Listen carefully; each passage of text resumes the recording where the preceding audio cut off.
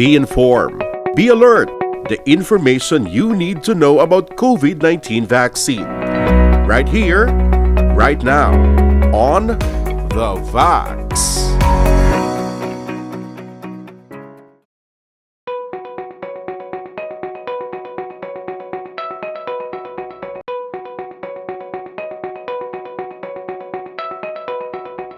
Ang immunotherapy, medyo broad na siya nga term, no? May ara sa amon, na specialty allergy nga immunotherapy. May ara man yung immunotherapy, man ang tawag sa iba nga mga chemo, bala nga mga drugs. So, tawag man nila immunotherapy.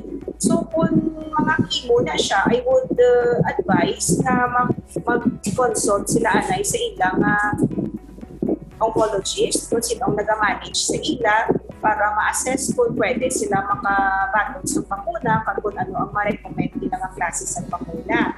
Sa ako naman na side, sa mga immunotherapy sa ako or kapag-desensitize, ang goal balance ng allergy nga immunotherapy is mapa-immune ka kung diin ka may allergy. Ang pinaka-common is sa dust mite.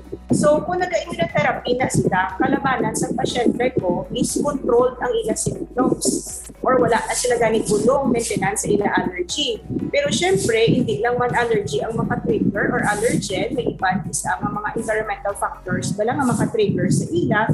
So, ginahambalan ko man sila na pwede sila makabaton sa COVID na vaccine. Pero kung para sigurado, hapit lang sila anay sa akon para ma-assess naton. Ang sa akon ng pasyente, ibig man sila na sa akon, sila tanan mahapit. Pero ang sa akon pasyente na nag-immunotherapy, hinahambal kung mahapit sila anay sa akon para before magpabakuna para ma-assess ko na controlled ang ilang allergy na condition or problems. Pero pwede din sila makapabakuna.